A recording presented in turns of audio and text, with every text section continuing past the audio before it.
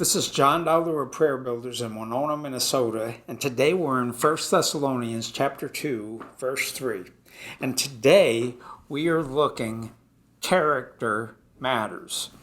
When this was so powerful, and Paul had just said, we looked at it yesterday in yesterday's teaching. We were looking at it at how Paul came and preached the word he had just come out of major conflict. His back was probably still healing from being beaten. And then he came to Thessalonica, and this was in Acts chapter 16 and Acts chapter 17.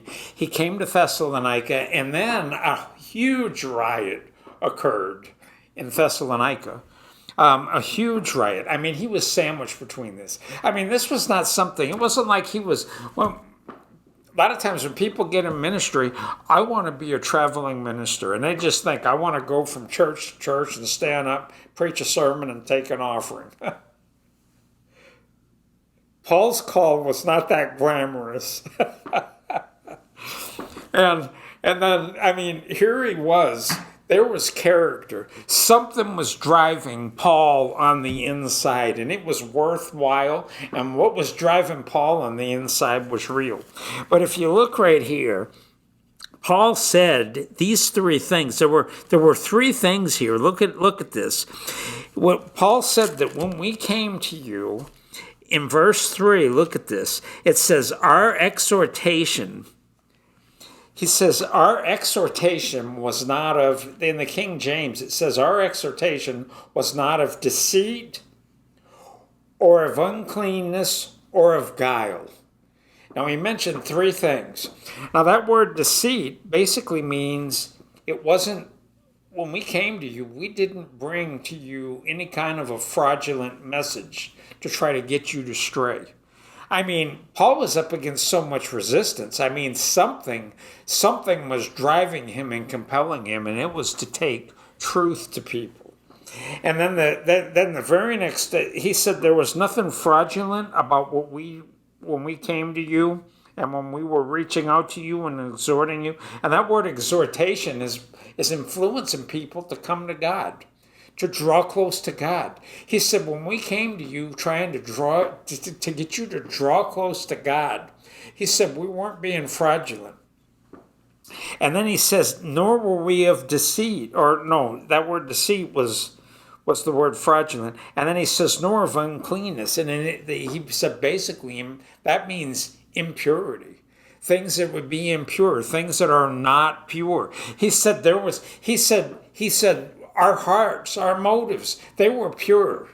We were just wanting to preach the gospel to you and see you come to God. And then the last word there was guile. And that means to be crafty, to be deceitful, and to try to employ trickery and try to, and I mean, sometimes that might be people just to try to get you to give their money. This is like a ploy, it's a plot, it's a scheme. They're just trying to get you to do something and manipulate you. Paul said we weren't into any of these things.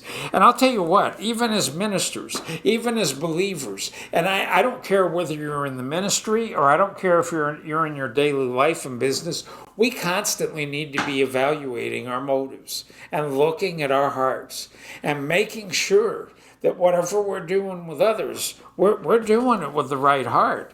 We don't have impure motives. We're not trying to manipulate people. We're not trying to scheme and try to make things work our way. We need to have pure hearts for this power to flow. These are elements. This character does matter. And because Paul came with the right heart, that's why when he came, his word wasn't just word only, but power was with his word. And the power of God was able to flow through his life.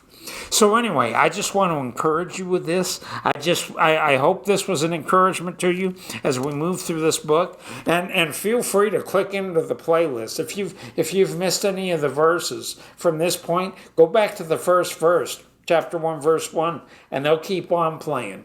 And you can follow this through. I pray it was a blessing to you. And I encourage you, keep encouraging one another with these words. Jesus is coming back.